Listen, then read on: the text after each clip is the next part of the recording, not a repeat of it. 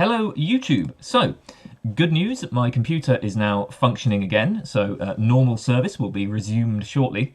But for today, I thought it might be fun to do this quiz that I found online. It's the Science versus Religion Compass, and it's going to ask a bunch of questions, and we will find out where I stand on the topic of the relationship between science and religion.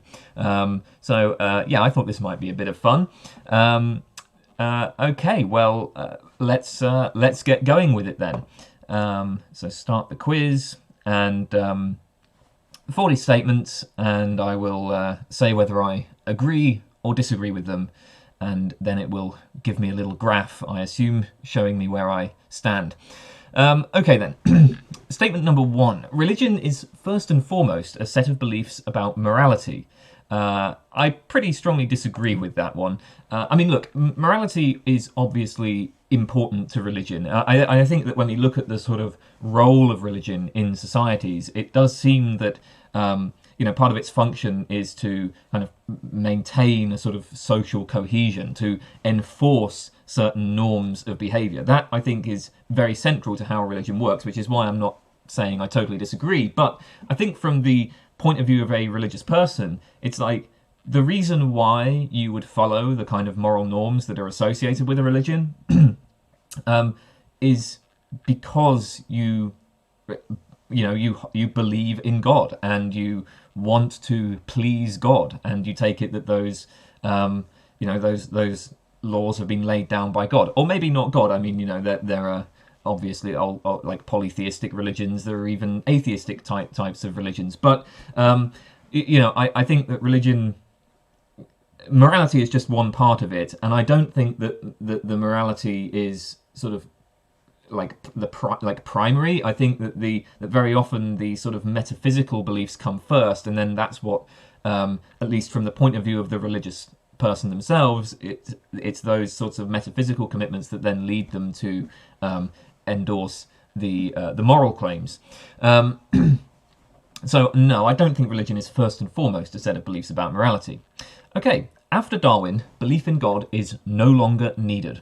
So I'm assuming that this is in reference to design arguments. Obviously, for a long time, there was a puzzle about biological adaptation. I mean, you look at something like the eye of an organism, something that is an incredibly sophisticated piece of machinery. Like, how on earth could something like that have come into existence? It seems like for looking at something like an eye, this is just sort of so intricate and sophisticated that it must have been the product of design. It couldn't just be the product of chance. Well, I mean, the thing is I think that there actually were pretty convincing responses to the design argument even before Darwin. I think Hume had convincing responses to it. But there's an additional problem here, which is that so what we're doing with this sort of argument is that we're using God as an explanatory hypothesis. We're sort of treating God as kind of a scientific hypothesis. We're saying we're trying to develop this, like, what is essentially a kind of scientific theory. It's certainly like an explanatory theory. So we have this phenomenon. We want to understand, how did that phenomenon come to be? And we're trying to give a sort of causal explanation of it. Now, the thing is that I'm an instrumentalist about science. So, in my view, science is more like a kind of tool for systematizing, predicting, and controlling the observable phenomena. But I don't believe that scientific theories are true. And that's the case even with things like electrons, for example. So electrons, unquestionably, seem to play a really important, really indispensable role in our best explanatory theories, but I don't believe in electrons. I take them to be I take the idea of electrons to be a kind of useful tool. And so this is the sort of line that I would have taken to design arguments, even if it were the case that even if it were the case that the best explanation for biological adaptation was God, I wouldn't then believe in God. I wouldn't believe that God actually exists. So I don't. For me, then, Darwinism I don't think it would have made any difference from my point of view. On the other hand, I will grant this, right? Like, I'm not going to say I totally disagree, because I will say this. It seems to me that if you're going to forward a sort of design type argument, I think that appealing to biological adaptation is just much more sort of compelling. It just feels, it has more vivacity, it has more force and vivacity than appealing to things like the fine tuning of the universe. I mean, if we're talking about say fine tuning, and we appeal to God to explain fine tuning, well, fine tuning is so sort of theoretical, so abstract, it's so, divorced from our everyday lives, whereas biological adaptation is just kind of everywhere, and it's like, it's really obvious. You just like walk outside or interact with other people or just look at your own body, and you're like, okay, yeah, like how could this have emerged by chance? And so, biological adaptation is like right there in front of your face. And I also think with biological adaptation, it is a lot harder to sort of come up with alternative naturalistic hypotheses. With something like fine-tuning, it's very easy to say, well, maybe there's just a multiverse. Like, maybe there's a whole bunch of universes. There's an infinite number of universes. Very, very few of them are capable of supporting life. But of course, we find ourselves in one of those very few universes that is capable of supporting life. We find ourselves in one of the fine-tuned universes, not because there is actually fine-tuning, but just because, like, there's sort of every universe that there can be is, right? You might say something like that. There's a naturalistic hypothesis to explain fine-tuning. You can't really do the same sort of thing with biological phenomena, or at least it's not so obvious. So, yeah, maybe Darwin did make a difference, but ultimately, no, I disagree with that. Okay, the stories in holy books like the Bible or the Quran are not supposed to be taken literally. Well, this is kind of a tricky one, I think, because, it's like, okay, so there's a few different ways of looking at this. I think that it strikes me that the best way of interpreting these sorts of texts is in a figurative manner, is not to take them literally. And I think that in practice, a lot of religious people have the same sort of view. There are a lot of religious people who will say that, yeah, many of the stories in these texts are non-literal. Certainly, a lot of the stories presented in these books don't really fit with my view of the world. So, I would recommend taking them non-literally. But if we're asking a question like, well, what did the original authors of these texts, what did they intend when they were writing these texts? Well, I don't know. But it may well be the case that the original authors intended them to be taken literally. Still, though, for me, I don't really care what the author of a text intends with the text. Like, when I'm interpreting a text, the intentions of the author are of very little relevance. And certainly something like a holy book, which is, I think any kind of thing that you produce sort of has a life of its own. But holy books have had a very, very, very, very long life of their own. They have lifetimes of their own, not just lives of their own. And so, with stuff like holy books, I tend to think that, I don't know, if I was interested in interpreting these sorts of things, I really just wouldn't care what the original intentions of the authors were. And I think it's probably, in many cases, inaccessible anyway. Like, the information about that probably just doesn't exist anymore. So, yeah, I'm going to agree with that. And I think that probably captures how a lot of religious people... Well, maybe not. Maybe I should sort of land there. Okay. The more modern science reveals about the universe, the more likely it seems that there is a divine force behind it. Nope. So, as I've mentioned, I'm an instrumentalist about science. So even if the best models and theories in science postulated divine forces, that would not make me believe that there is in fact divine forces at work. But as it happens, when I look at scientific theories, it seems to me that the sort of metaphysical content of them it's such that it's like, when I look at scientific theories that are actually being produced, I think that they are sort of stripping away intention, purpose, teleology. That's my approach. Like, to me, modern science seems kind of thoroughly naturalistic. So no. Okay, science is the only way of getting reliable knowledge. Well, I completely disagree with that. I don't think science is even one way of getting reliable knowledge. I think science is, in fact, well, I mean, to be clear, I don't really think that we ever have access to reliable knowledge. I find a whole bunch of skeptical arguments very compelling. So, like I would say, even science is not a way of getting at reliable knowledge. But then, when it comes to our interactions with the world, when it comes to our attempts to sort of, get by and to understand ourselves and understand the things around us, science is it's one tool in the toolbox, as far as I'm concerned, and there are plenty of other tools that can make that have sort of useful roles to play. So I'm not at all kind of scientistic, and in any case, I don't think that science or really any other tool is going to get us reliable knowledge. Miracles are an essential part of religion. No, I disagree with that.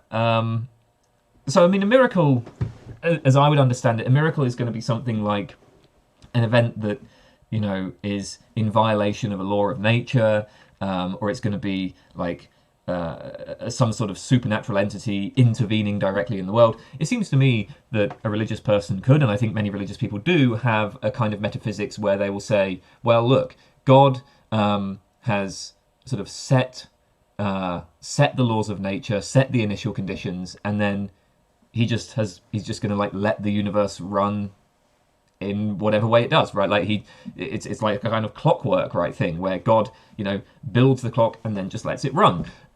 Religious people could have that sort of view where God is not directly intervening in the world, or at least God like makes the world but then does not intervene. So in that case, a miracle would not be part of it.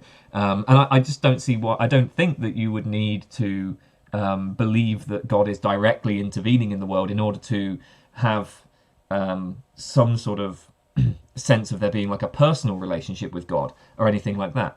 So no, I don't think it's an essential part of religion.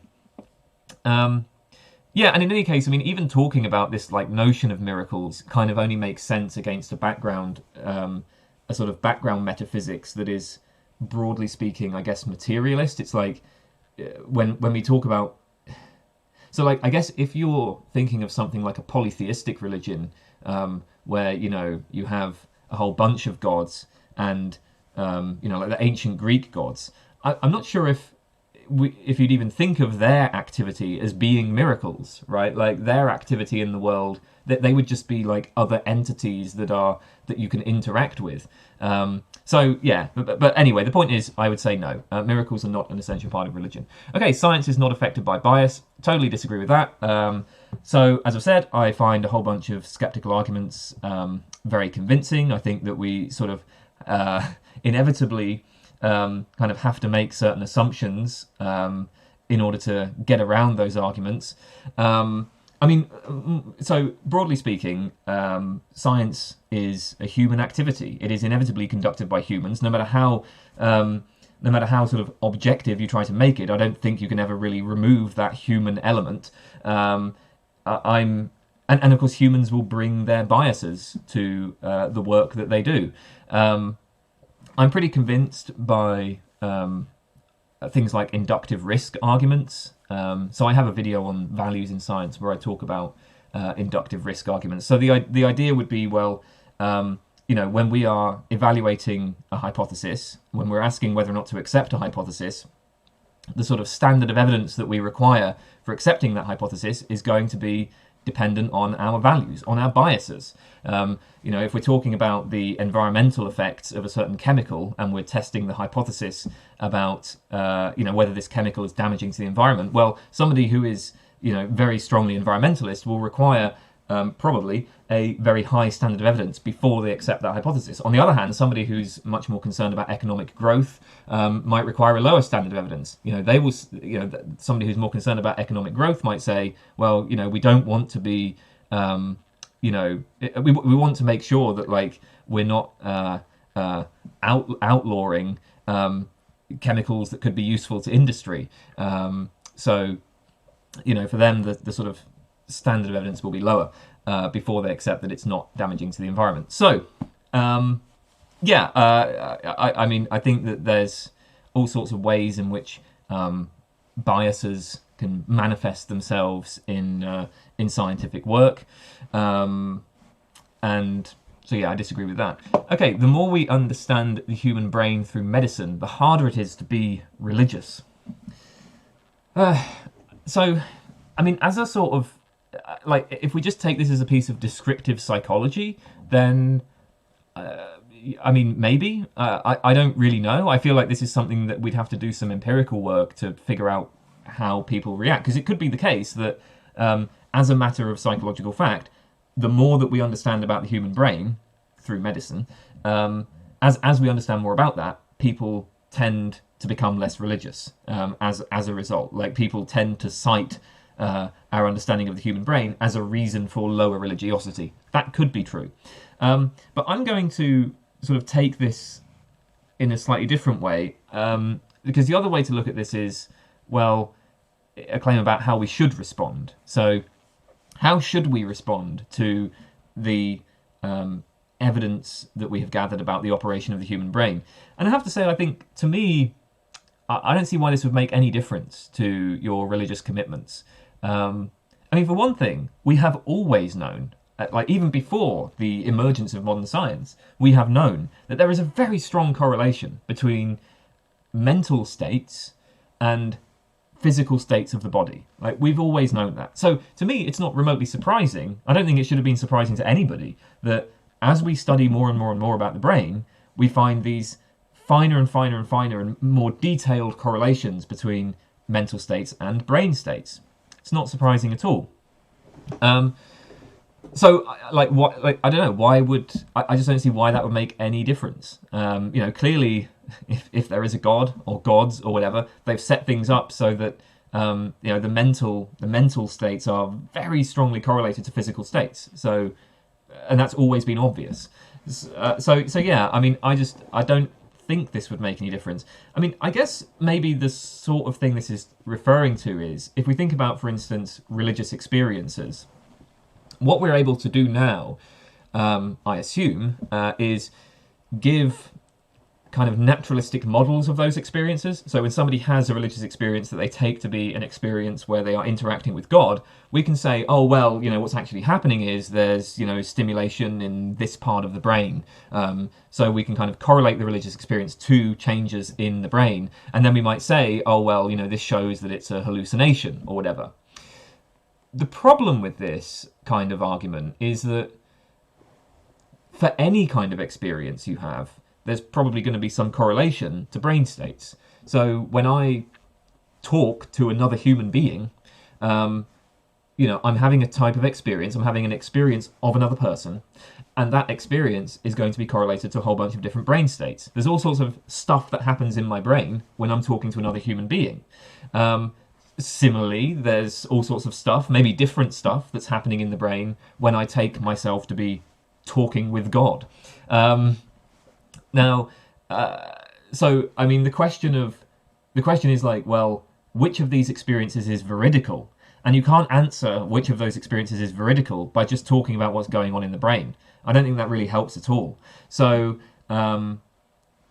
even with respect to things like naturalistic models of religious experience, I don't think it makes a difference to religious belief.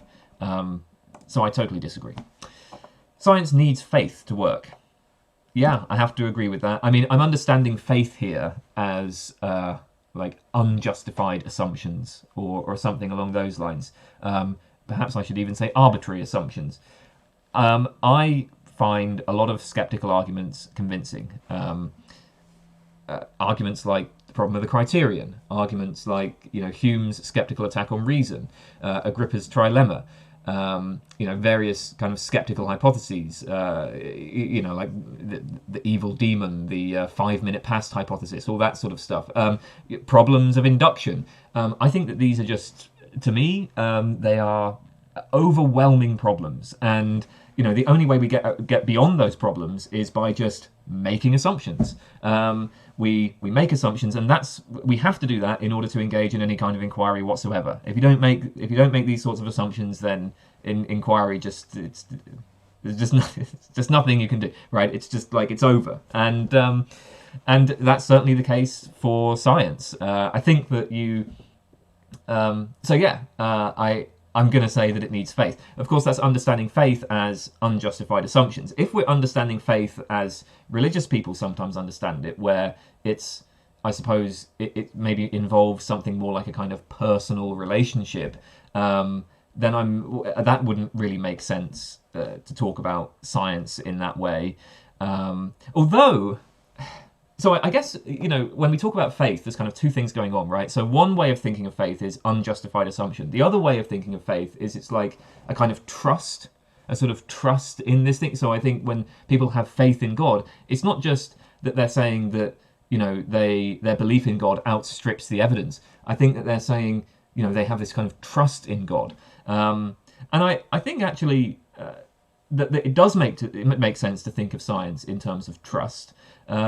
We have to trust that this project is actually going to bring us benefits. And, if we didn't do that, if we had a more negative attitude to science, then we might, we'd give it up. We'd do something else instead. So actually, even in that sense of faith, I think science still needs faith to work, right? Because you're not going to have a sort of scientific society unless most of the people in that society have some sort of commitment to science, have some sort of expectation that this is going to be bringing them positive benefits. Why the hell else would you, pump, what is it, like $5 billion into the Large Hadron Collider unless you thought you were going to be getting something for the money? So yes, both unjustified assumptions and trust, I think, are involved in science. Okay, the dangers of science outweigh its benefits. This is a really tricky question.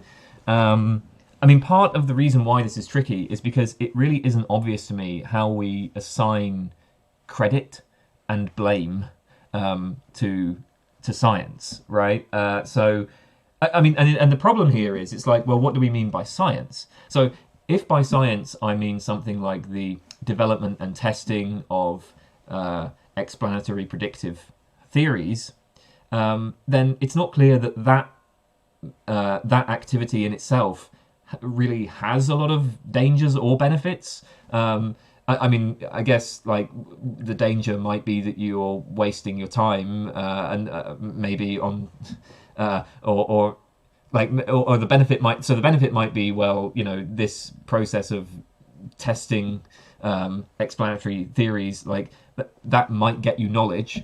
Maybe the danger is that you want knowledge and you're just wasting your time or something like that. But like that in itself doesn't really have any kind of practical consequences. On the other hand, when we think of science, sometimes we think of it as this much broader sense, where science involves like practical application of these theories in the development of technology and the use of technology. So, in this context, we might say that something like chemotherapy is one of the benefits of science. But of course, really, chemotherapy, is that one of the benefits of science? Well, it's not really like science that's giving us that benefit. It's this whole system, right? It's this massive, it's industrial civilization that is delivering that particular benefit. You could have a particular theory of how cancer works and how to respond to cancer and how to get rid of cancer, but then just not be able to do anything with that theory. Even if that theory is true, without the sort of background support of industrial civilization, you wouldn't be able to do anything with it. So when we talk about when we're attributing kind of the successes and failures to science, I think it's really like industrial civilization as a whole, in some sense, that gets the credit or the blame.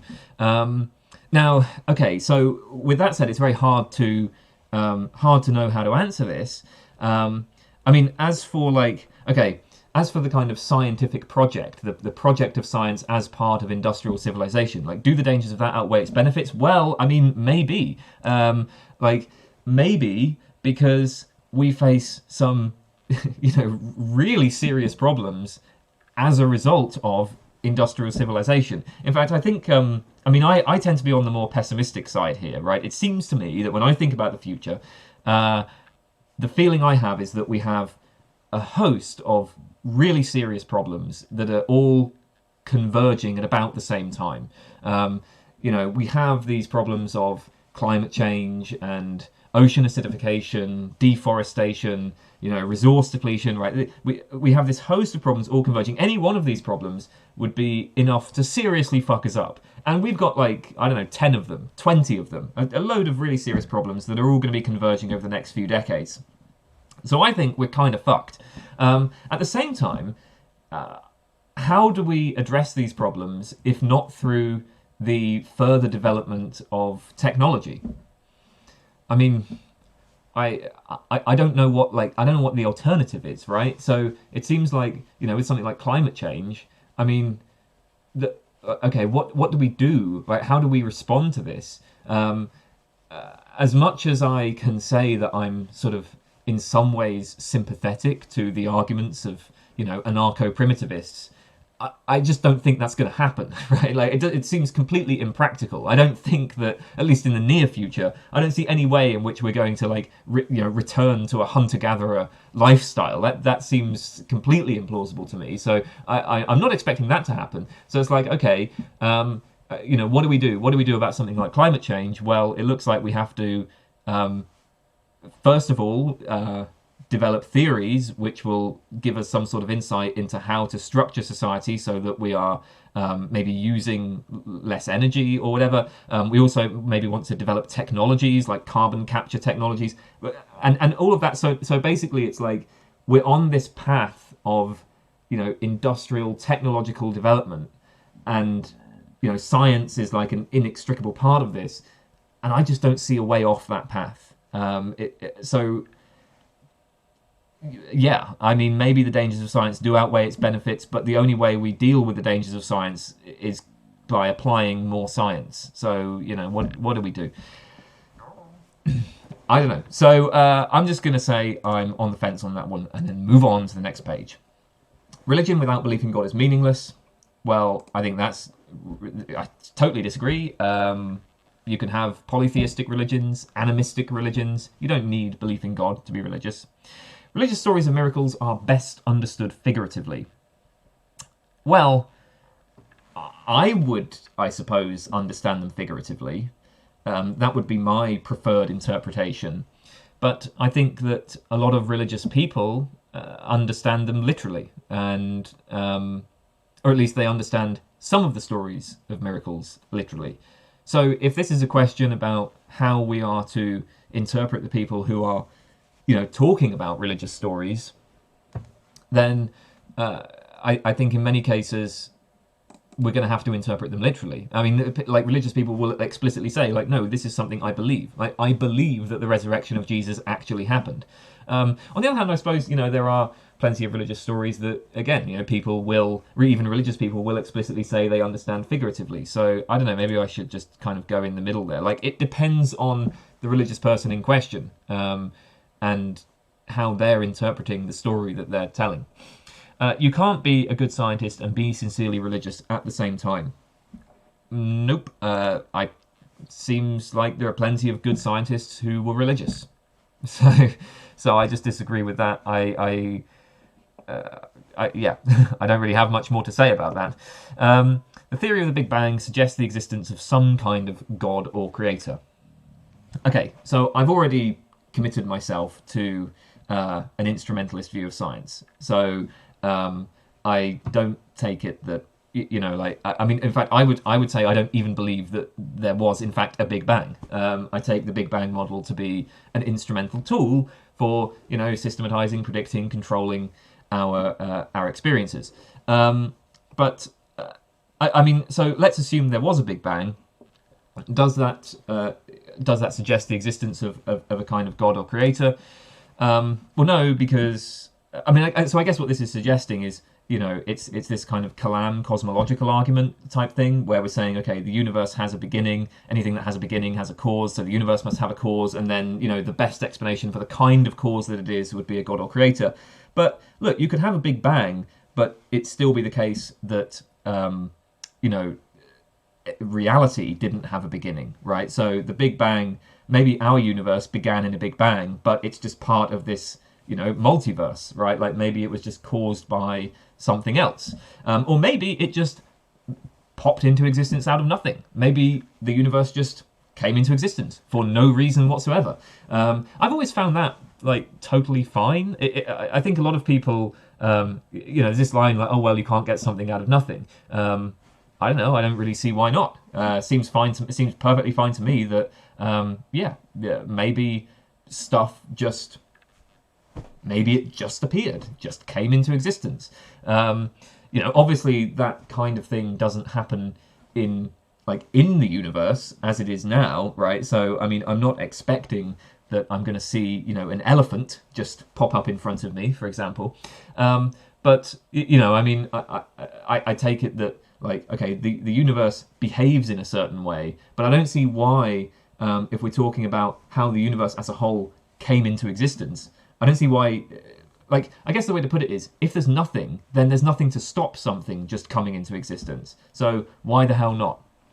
I mean, maybe you could say, well, look, from a sort of Bayesian point of view or something like that, the Big Bang, if we know that there's a Big Bang, then that raises the probability of there being a creator, because it would sort of rule out certain alternative hypotheses which don't require creator. But even then, the problem is, right, let's assume that we believed something like the steady state model.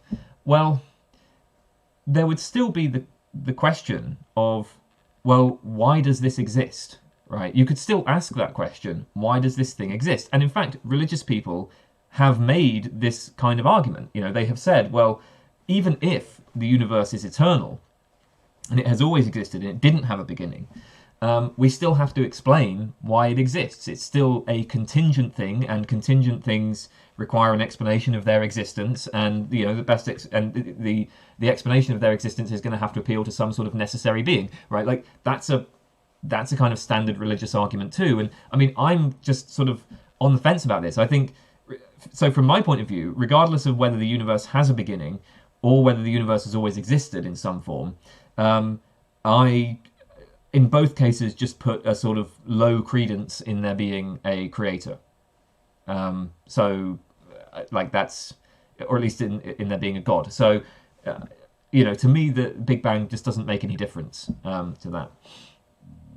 Okay, the fact that the world is billions of years old disproves the Bible.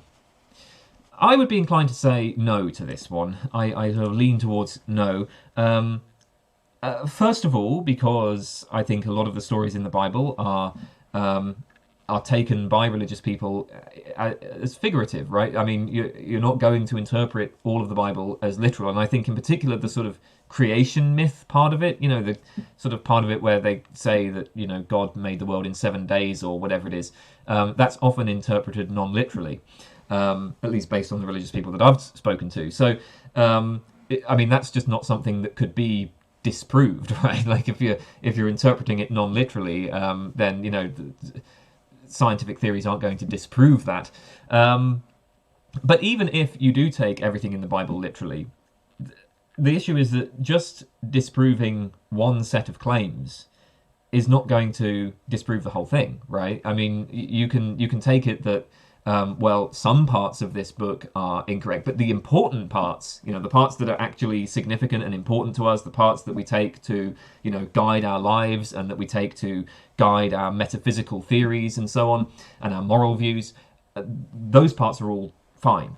And it seems to me that the sort of, it's like what parts of the Bible are important? Well, it's I don't know, those broader metaphysical views. It's perhaps the moral views that are expressed, and claims about the age of the Earth don't really have anything to do with that. So yeah, you can take it that the Bible is incorrect about, some things, but that broadly speaking, it's still on the right lines.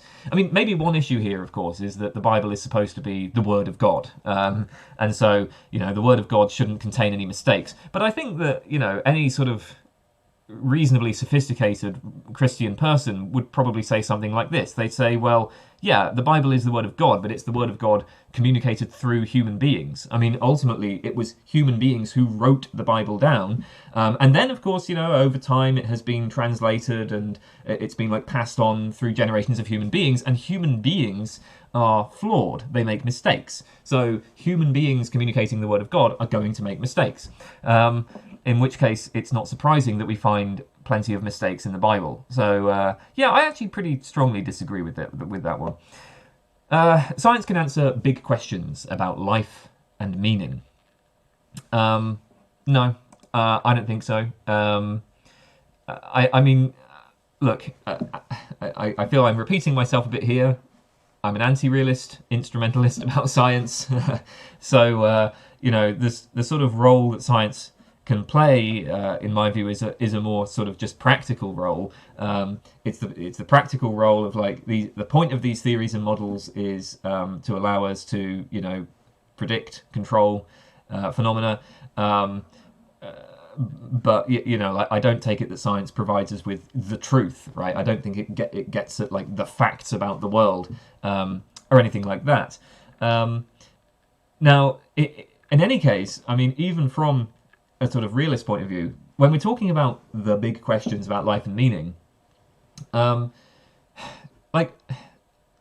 some of those sorts of questions, science is going to be relevant. If we ask a question like, what is the origin of humanity? I mean, that, I suppose, is a big question about life and meaning. And of course, contemporary science provides a very sophisticated, very detailed models of which answer that. But if we ask a question like, what is humanity? What is humanity? What is it to be a person? Science is relevant, but it's again, I would say it's one tool in the toolbox for thinking about those questions. Science in itself isn't going to answer them. If I ask well, what is it to be a person? What is it that makes for a good life? How should I live my life? What is the meaning of my life? I kind of imagine somebody asking, what is a person? Or what is humanity, right? Ask that question, and then you get, and then imagine answering that by sort of giving the kind of biological definition of Homo sapiens. I mean, that would kind of be that would actually be a sort of hilarious answer, right? It would be kind of funny because it would miss the point. We're not really what we're asking here is a more kind of conceptual question. It's a question which is tied up with our values and so on. I mean, so if somebody was to say, what is humanity? And then you were to say, well, look, a standard way of defining species in biology is the interbreeding criterion. So a human being is, a set of, it's like a population of interbreeding organisms, blah, blah, blah. Well, look, I mean, maybe, yeah, that's kind of relevant, right? This is relevant to the answer to the question, but clearly this is a topic that I think outstrips what science can answer. So, yeah, I'm going to say I disagree with that one. Prayer is purely a form of therapy or meditation, but it doesn't make any real difference to the situation. Well, I agree that prayer doesn't make any difference to the situation because I'm not remotely religious. I don't think that prayer is at all effective. But to say that it's purely a form of therapy or meditation seems to be... that doesn't seem to be accurate in terms of what people who pray take themselves to be doing. Now, in my view, when people engage in prayer, I think a lot of them take it that they are in fact communicating with God in some way. So to say, well, that's purely a form of therapy or meditation, that just misses well, no, right? They think they're doing something more than that. Now, of course, I think they're wrong, but I don't think I would describe that as therapy or meditation. I would say that they are making a mistake, but they take it that they're doing something more significant and they're making a mistake. So I guess I agree with the general point of this. Like, I agree with what this statement is getting at, but I'm not going to say I totally agree, because as an interpretation of what prayer is, I wouldn't say that it. Yeah, in fact, I'm not gonna. I'm gonna put myself there. I'm sort of on the fence, leaning towards agree. But no, I'll say I agree with the general point, right? Like, I agree that prayer doesn't really make a difference to anything. Okay. Science makes philosophy redundant. Well, it probably comes as no surprise that I totally disagree with this.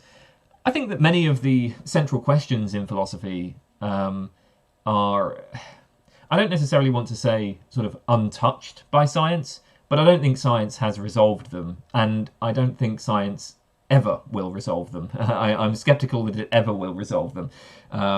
Questions about, again, like, okay, what is it to lead a good life? What are the scope and limits of knowledge? What is, even a question like, what is the sort of structure of reality? I mean, there are certain questions here which I think have been kind of, they've sort of been moved into the fold of science. So if we ask, like, what is the structure of space and time? Well, maybe that was a question that used to be dealt with by philosophers, just basically philosophers, right? What is time was a purely philosophical question. Now, of course, that's very much like moved into physics. And so, but first of all, I think that question is one which, so when we engage in, like, scientific theorizing about the nature of time, I think that often involves various philosophical presuppositions, and it may sometimes be useful to, think about those philosophical presuppositions. So, philosophy, even in cases where, like, a topic has moved into science, I don't think philosophy has become completely redundant. But then in many cases, there's just going to be these more general questions, which, just don't seem to be addressed by the sciences. So, for example, if I ask, like, well, do abstract objects exist? Something like that, right? Like, okay, science is relevant to this, or at least it can be relevant to this, because we might, appeal to something like a kind of Quinean indispensability argument. We might say, well, we should be committed to whatever is quantified over in our best theories of the world. Our best theories of the world quantify over abstract objects, so we're committed to the existence of abstract objects. And then, the claim that our best theories of the world quantify over abstract objects, well, when we make that claim, we're going to be thinking about what scientific theories claim. So, like, scientific theories invoke mathematical entities, for instance.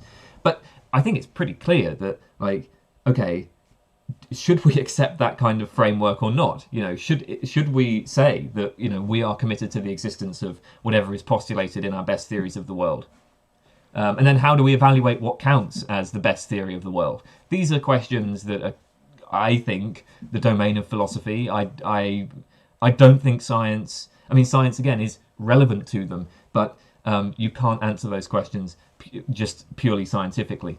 So, no, it does not make philosophy redundant. Religion tells us something new about reality. Nope, I think religion is total bullshit. So I don't think we get anything... I don't think we learn anything about reality from religion. Science has nothing to say about religious beliefs such as reincarnation or resurrection. This is a tricky one, because... So here's the thing, right? When we're talking about claims like reincarnation and resurrection, I think the religious people who believe in those claims have always presented them as involving some sort of... this is especially the case with the resurrection, right? So with resurrection, I think religious people have always presented that as being something that, violates the laws of nature, or is, in violation of the kind of normal causal order. So, the thing is that if you're doing science, then what you can do is you can say, well, look, we've done a study of human bodies, right? Like we can appeal to biology, right? So we can do some biology, we can learn how human bodies work, and we can say, yeah, like human bodies are not the sorts of things that die and then come back to life, unless, of course, you are unless in like very specific circumstances, like maybe you in a car crash you die for like 2 minutes, then you get resuscitated using very sophisticated medical technology, right? But somebody 2,000 years ago dies and is dead, it gets buried for several days and then comes back. Like, no, that's just not something that can happen. So if I'm doing science, then like I can come up with that sort of model, but that doesn't really say anything about the religious belief, because the religious person already says, like, they are already committed to the claim that the resurrection was a miraculous event. So it's like, of course it's incompatible with the scientific model. It's not remotely surprising that it's incompatible with the scientific model. Like, that's kind of the whole point, right? So it just seems to sort of, when we're evaluating belief in the resurrection, if I ask, did the resurrection occur, it sort of seems to miss the point to give a scientific, to sort of cite scientific theories which explain how human bodies work. That just seems to, that doesn't, again, it just seems to miss the point, because the religious person has always viewed that as miraculous. And to say that it's miraculous is to say that it's something that is not going to be captured by our normal scientific models. Now, I guess where science can be relevant to this is, like, well, why is it that somebody might believe in the resurrection in the first place? And I mean, I guess the usual argument will be, well, look, there's various facts we have to explain. There's facts about certain texts, say, and the best explanation for those facts is that Jesus died and was resurrected. Now, science might be able to use science to come up with alternative hypotheses. So maybe we can account for the facts by saying that there was like mass hallucinations or something like that. And science might be able to tell us how those hallucinations could have worked. So I think science, in that respect, has something to say about it. Well, I don't know. I mean, I'm really sort of on the fence about this one, because even when we're sort of, when we're evaluating, well, do we accept the resurrection hypothesis or, the hallucination hypothesis, it seems to me that those arguments are not really scientific. These are, I guess, maybe they are historical arguments, or they're philosophical arguments, or something like that. They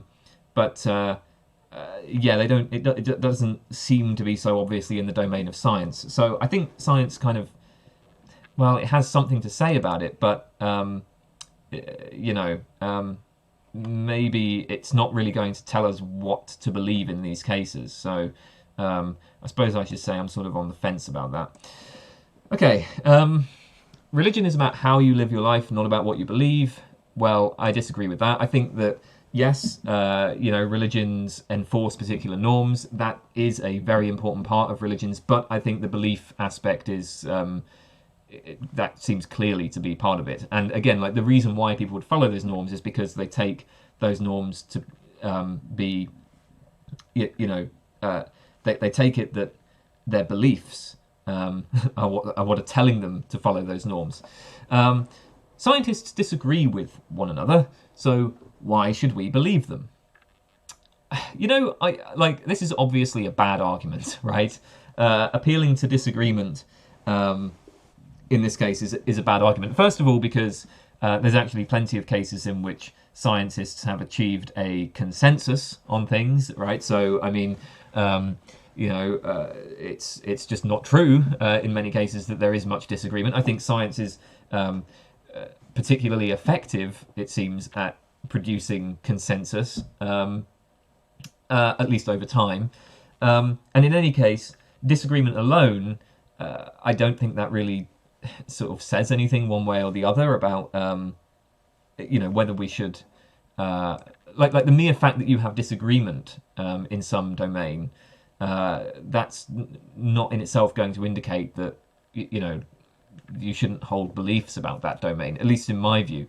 Um, I agree, of course, with the sort of general anti-realist sentiment of this of this statement, and I mean, there'd be ways of kind of developing this in perhaps a bit more sophistication, but you know, I suppose I'll put myself sort of in the middle there, because as it happens, look, I mean, I'm an instrumentalist about science, right? So I don't believe scientific theories, but the reason why I don't believe scientific theories isn't just because scientists disagree with one another. It is not scientific to believe in the soul. I completely disagree with that. I don't think I would say that any specific belief is scientific or non-scientific, or like, I mean, well, I suppose, you know, postulating the soul is not really part of our current scientific theory of the world, but I don't think I would say that, you know, I'm not going to rule out a priori that there might be some sort of scientific theory that postulates something like a soul. I So as it happens, that's not, well, yeah, maybe I should sort of say I'm kind of more in the middle on this one.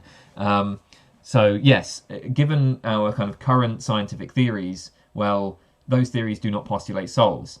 But I don't think there's anything problematic about some individual scientist believing in the soul.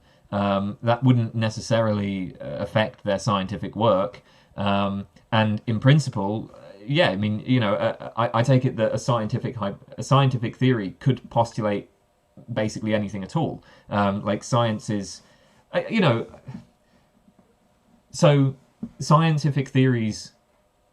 There's a nice quote by Van Fraassen. I can't remember exactly how it goes, but it's something about how, you know, science isn't about kind of what you believe. It's about how you give up beliefs, right? So the idea is that, look, science is always in principle open to change, and you know that's kind of seen as something that's like quite an important part of science. Or, you know, you might say, well, any scientific theory in principle could be falsified, right? Like the point is that like belief change, there's this kind of openness to belief change that is a really essential part of the process of science.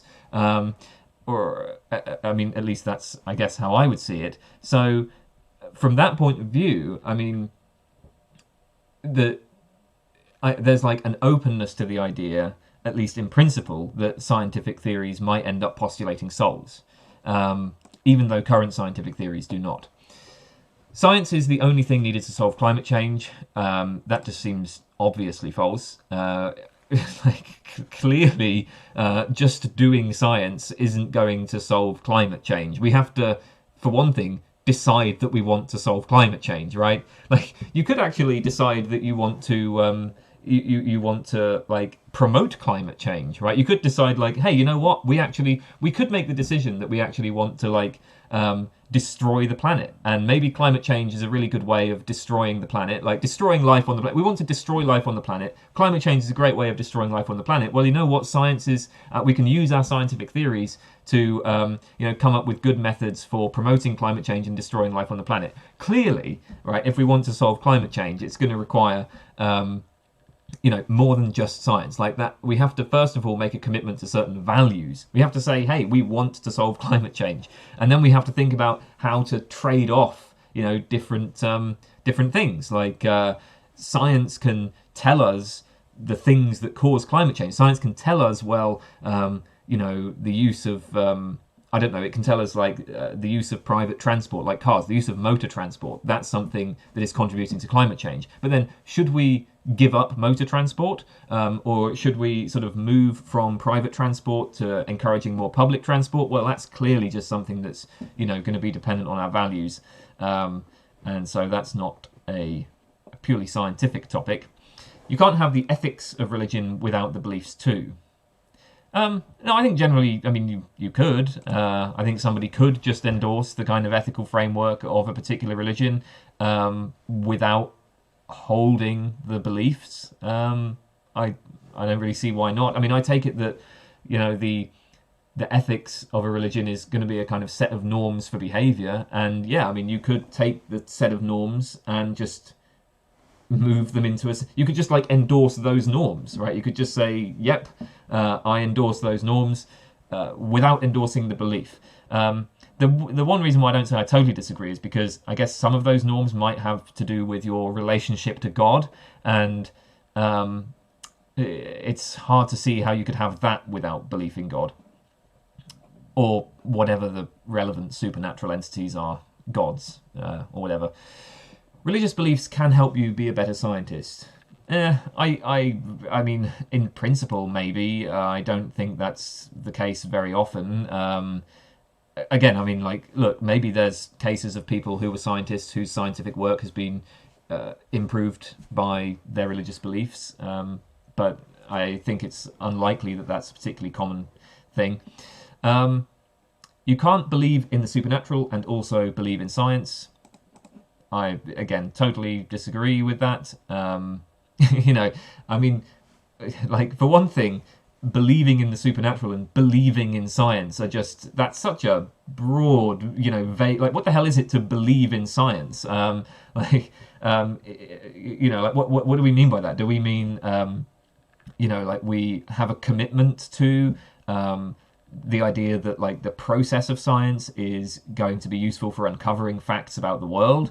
Well, I mean, clearly you can commit to that while also believing in supernatural things. Or do we mean, like, no, this involves belief in specific scientific theories? Again, though, I mean, if you can believe in specific scientific theories while also believing there is, you know, more to the world than is described in those theories. Yeah, and I mean, look, there's plenty of scientists who are not scientistic. There are plenty of scientists who openly believe in things like God. So I think it's clear that you can believe in the supernatural and believe in science. The Bible is beautiful literature, but otherwise irrelevant for us today. The Bible is appallingly bad literature. I have actually read the Bible. I read it. I read the whole thing when I was a kid. I was about 11 years old, and I read the entire Bible. And it is, I think, terrible. At least that was what I felt at the time. And as for it being irrelevant for us today, there seem to be plenty of respects in which the Bible is relevant. I mean, it's relevant to a lot of art that, you know, we might be interested in. I mean, I don't know whether... So, like, look, I'm not at all religious, and I don't have any particular interest in Christianity. I don't think it's... Like, I don't find Christianity to be, you know, as far as religions go, a particularly interesting one. I think it's kind of a shame that something like the Bible has had so much influence. But the fact is, it did. And so, you know, if you're interested in, you know, like the history of Western art, then the Bible is going to be relevant to that. You know, it's going to be relevant to a whole lot of, you know, paintings, movies, books, and it's also going to be relevant to how people actually behave. You know, like if you want to understand, I don't know, politics or something like that, if you want to understand the political situation in various countries, then the Bible is to some extent relevant to that. I mean, maybe not, like, so the thing is obviously, you know, these sorts of, I think generally speaking, religious people don't actually care very much about what the content of their holy books says. So, you know, if we're talking about the impact of like evangelical Christianity on American politics or something like that, the Bible is, I think, going to play only a very small role in any sort of explanation there. Most Christian people I don't think they've even read the Bible, at least not the whole thing. But no, I mean, it's still going to be relevant, and it's, as I said, it's certainly relevant to many things that are interesting. So no, I actually disagree with both claims here. It's terrible literature, and it is still relevant to interesting things. Science will never be able to explain consciousness. Well, I just uploaded a video called The Hard Problem of Everything, where I suggested that there's actually a sense in which science will never be able to provide a complete explanation of anything whatsoever. So like even if you want to, even in the case of water, for example, I think science isn't going to be able to provide a complete explanation of that. It's not going to be able to provide a complete explanation of the liquidity of water. That's what I suggest in that video. And I think that in the case of consciousness in particular, the idea of there being this kind of explanatory gap that's not going to be filled by science is even more powerful. Like the intuition there is even stronger. But I mean, look, the reason why I don't say totally agree is because a lot of this is like, well, what are we actually looking for in an explanation? I think there are certain theories of explanation where actually science can easily provide explanations of all sorts of things, including consciousness. So let's take, for example, deductive nomological explanation. So in a deductive nomological explanation, what you would do to explain some sort of phenomenon is you would sort of show how that phenomenon follows from certain, law-like regularities, say. So like if I have a particular sample of metal and, I want to explain why the metal expanded, well, the explanation might be, I mean, this is a simplified example, but the explanation might be, all metals expand when heated. This sample of metal was, placed into, so I might say all metals expand when heated. This substance is a sample of mercury. Mercury is a metal, and then this sample was placed, on a Bunsen burner and was heated, right? And so from these things, it follows that this sample of metal expands. So that's a kind of deductive nomological explanation. And in the case of a deductive nomological explanation, all you need to do is find sort of, really all you need is to find kind of correlations between things. You need to find correlations between, say, certain physical states of the brain and certain mental states. And once you've got that, you have an explanation of the mind. So there are certain senses of explanation where we can easily provide explanations of consciousness. But I think that what we're looking for really is, when we say like science will never be able to explain consciousness, what we're looking for is like, we want to sort of make consciousness intelligible. We want to be able to understand like, well, why is it the case that certain physical states realize consciousness? Like, why is it the case that certain physical states manifest as consciousness? And that's the sort of question which I think science just can't address. I'm not sure that anything can address it. But that's a question which seems to me to be, in the domain of sort of kind of pure metaphysics. And again, I'm not sure like anything can really address it. In fact, I might just say like kind of totally agree, because I think that's what this statement is really getting at. Like, well, I won't say that because, look, so yes, in some limited senses of explanation, science can provide explanations of consciousness. But I think that what this statement is getting at is what we want to make this phenomenon intelligible. We want a kind of full explanation of it, and I don't think science is going to provide that. So yeah, okay, yeah. Saying religion is really about community or culture is a cop-out. Yeah, I think, sure. And in any case, it's not just a cop-out, but very often the community and culture that is associated with religion absolutely sucks. So it's even if I was to agree with this, it's not really saying much in favour of religion, in my opinion. Okay. Okay. The belief that God exists is compatible with science. Sure. I feel for reasons I've already stated.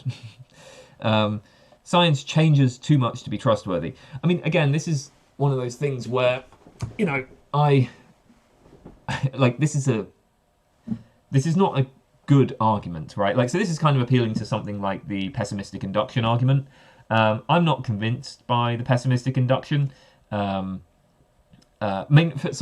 there's various reasons for that. So the pessimistic induction basically says, well, look, if you look at the history of science, then there were various theories that were accepted and that were successful in the past, and those theories have now been shown to be false. They've now been displaced. So we should expect that our current theories will be displaced in the future. There are various reasons why I think that inductive inference doesn't go through. I think one very simple thing we can say is, well, there's just no reason to assume that current science is relevantly similar to past science. So, even though things changed a lot in past science, there's no reason to assume that things will continue to change today. Again, we can kind of get into these sort of technical arguments, and I would say that this statement it's a simplification. And it's not the sort of argument that I tend to find convincing. On the other hand, this does kind of capture the sort of anti-realist sentiment that I hold. So I don't want to say that I really disagree with it. I guess I'm going to say I'm on the fence about it. Because I agree completely with the anti-realist approach to science. I think that there are technical problems with the kind of pessimistic induction argument that this statement seems to be expressing. Spiritual forces are real and active in the world today. Nope, I have no reason to believe that. Science will be able to explain everything one day. Obviously, I disagree based on what I've said, and based on my recent hard problem of everything video. Science cannot tell you how to live your life. Totally agree with that. So scientific theories just provide descriptive claims about how things work. I think that's what scientific theories give us, and those sorts of claims in themselves don't tell you anything about what you ought to do, how you ought to live your life. Science. I tend to agree with this idea that, look, science tells you the facts about human biology. It tells us the facts about maybe economic structures. It tells us the facts about human psychology and so on. But then what you do with those facts is up to you, and that's going to be dependent on values which are not given to you by the sciences, right? Science gives you these descriptive models, but it's not going to tell you what you ought to do.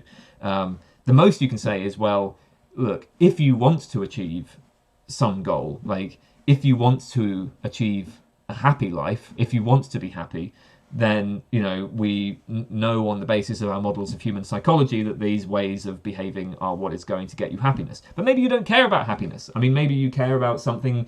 Maybe what you want to do is to produce great art, and you're perfectly fine with the idea of devoting your life to art, even if it makes you miserable. Science can't tell you whether you should devote your life to art or devote your life to happiness. Modern science has disproved the existence of the afterlife. Nope. Again, I'm an anti-realist about this stuff, about science, so I don't think it does that. And even if you're a realist about science, you can still get an afterlife. It could be the case that God is going to bring us back, right? Like maybe the universe is exactly as modern scientific theories describe it as being. Human beings are purely biological organisms, but maybe God is going to, restore our bodies. It could be that God restores our literal material bodies, and so then we will live again. Hasn't disproved it. Science can now explain things like music, literature, and the arts. No. In these sorts of cases, there are ways in which scientific models can be used in explanations of these things. I mean, if you ask about, the origin of music or something like that, and you want a kind of causal model that explains, the origin of music in human evolutionary history, then science can do that. But in terms of things like artistic interpretation, I just think that's just not something that is to which science is particularly relevant. I disagree with that one. Religions real purpose is about life before death, not life after death. I've never heard of this idea before. So I guess I disagree with this. That sounds kind of absurd to me. Life before. I thought when I read that, I interpreted it as life before birth, and so I was trying to think about there being a life before birth. Right? Okay, no, life before death. So it's mean religion's real purpose is life today, not life after death. Well, religion is concerned to some degree with how we live our lives today. Clearly, right? Like that is clearly something that religious people are concerned about. How we live in the world today is something that religion has much to say about. But it also has much to say about life after death, and I think the life after death is part of the motivation for why you might pay attention to what religion says about life before death. So life after death, I think, is still pretty damn important to religion. Science can sometimes damage people's sense of morality. I guess. I mean, there's no. I don't expect there's any real strong connection here. And anyway, when we're talking about people's sense of morality, I'm assuming that what we mean here is the way that I'm interpreting this is whether or not people happen to agree with my moral attitudes. So, can science sometimes result in people, developing moral attitudes that are contrary to my own? Yeah. Probably, but lots of things can, and science can also probably sometimes lead to people developing moral attitudes that are similar to my own. So yeah, I mean, I'll put myself there. You don't need to believe in the supernatural to be religious. Sure. I mean, for one thing, I think that the very distinction between sort of natural and supernatural things seems to rest on a particular approach to metaphysics, which it seems to rest on a specific way of thinking about metaphysics. Like if you think, for instance, in terms of a kind of law-governed, clockwork, mechanical universe, then supernatural things are like things that operate in ways that are kind of beyond the clockwork universe, or something like that. But from the point of view of a kind of polytheistic religion, I don't know if there really even is a distinction between like natural and supernatural phenomena. In fact, I recall, I think it was there was like some anthropological work done on a group called the Azande, and they had the belief that sort of witchcraft could cause various negative. It had various negative effects, like it caused people's houses to fall down, and they were well aware that of what we would think of as the kind of naturalistic explanations of these things. So they were well aware of the fact that walls might crack, foundations might have problems. Like earthquakes could happen. But they what they would but like they would have said, well, witchcraft is just one among many of these causes. So like if you have a house, there are many houses that have cracked walls, but not all of them fall down, right? Only some of them fall down. So there's like a whole bunch of causes that are all operating on the house, and witchcraft is one of the causes that can make a difference to whether or not the house falls down. So that was the sort of attitude. I'm probably bungling this because it's been a while since I read it, but that's the sort of attitude held by people like the Azande. I think in that there are in that sort of framework where we have kind of things like witchcraft, or in kind of animistic sort of frameworks where all sorts of natural phenomena is imbued with intention and purpose. In those sorts of frameworks, I'm not sure the distinction between natural and supernatural even arises. So, anyway, you don't need to be supernatural to be religious. Okay, well, that is it. That's the end of the quiz. So let's see the results. Okay, your results. I am very strongly on the pluralist side, and I'm sort of in the middle with respect to substantive and functional, and I'm more on the compatibilist end. Let's see what this means. Your temperature. The Science and Religion thermometer So I imagine that's this compatible, incompatible thing. Thermometer registers your temperature, i.e. how warm or cold you think the relationship between science and religion is. The warmer you are, the more compatible you view science and religion. If you're right at the very top in the red zone, you see no incompatibility at all between them. If you're at the very bottom in the blue zone, you see science and religion as at war. So it seems that I'm closer to the top, kind of in the middle. I guess that's where I would have probably put myself. Yeah, what does this mean? So, your position. People hold different views on science and religion. They hold them for different reasons. Some people think science and religion are compatible because modern science has proved religious beliefs true. Others think they're compatible because they have nothing to do with one another. So this x-axis. The x-axis left to right is about science. At the left-hand extreme lies the view that however important science is, it is certainly not sufficient. If you land at this end, you may not be a science skeptic. Indeed, you're probably not a science skeptic. I think I probably am a science skeptic in some relevant senses of that term. But you will be skeptical about science's ability to explain everything. You believe the world is a complex place, and the tools of science, hypothesis, experimentation, measurement, falsification, etc., are just one set among others, such as experience, intuition, pure reason, imagination, authority, revelation, etc., that enable us to understand and navigate the world. In the jargon, this is sometimes known as pluralism. I mean, I guess because of my sort of more skeptical attitude, I would sort of say that, yes, we have all of these tools, but none of them really work. So I don't know, I'm probably a slightly different kind of pluralist to what they have in mind. But yeah, I would put myself on the pluralist side too. The y-axis is about religion. At the top end lies the view that religion is at heart about beliefs. It's about God or revelation or the supernatural or miracles or life after death or doctrine, etc. It's more about what you think than what you do. This, to use the jargon, is the substantive definition of religion, meaning that religion isn't just a social or cultural phenomenon but has some content or substance to it. And the bottom end lies the view that religion is at heart about its role in society. It is, to use the jargon, the functional definition of religion. Religion, by this reckoning, is primarily about morality, teaching people to live well, about society, preserving the social bonds that keep us together, about culture, creating and preserving the good and the beautiful. More about how people live their lives and about what they believe than about what they believe. I'm a little bit surprised because if I was just doing this myself, would have probably put myself more on the substantive side. I kind of put myself up here, I think. Yeah. But apparently I lean more functional than I thought. So is there anything else here?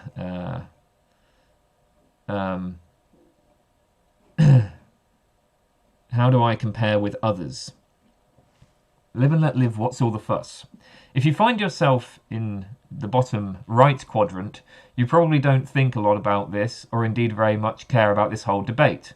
As far as you're concerned, religion is a cultural thing, and there are different ways of finding out about reality, not just science. Frankly, you can't see what all the fuss is about. Why can't people just live and let live? People here often have a tepid temperature on the science and religion thermometer because they are not overly fussed about the whole debate. Yeah, well, I guess this is kind of true, right? I don't think I've ever actually done a video before about the relationship between science and religion, and the only video I'm probably ever going to do about it is this one, where I'm just answering this silly quiz online. So actually, yeah, I mean, I probably don't care that much about this debate. Why can't people just live and let live? You know, it's funny because my friend Jax, who you all hate, my entire channel hates Jax, but he once described my position as epistemic pacifism. Like I'm sort of okay with whatever, you know. Like, yeah, whatever you believe, it's all right with me. So yeah, I guess that fits. And somehow they've managed to place a whole bunch of scientists on this compass as well. Yeah. Okay, well, I think that's everything. So that's the end of this video. I hope you enjoyed it. Goodbye.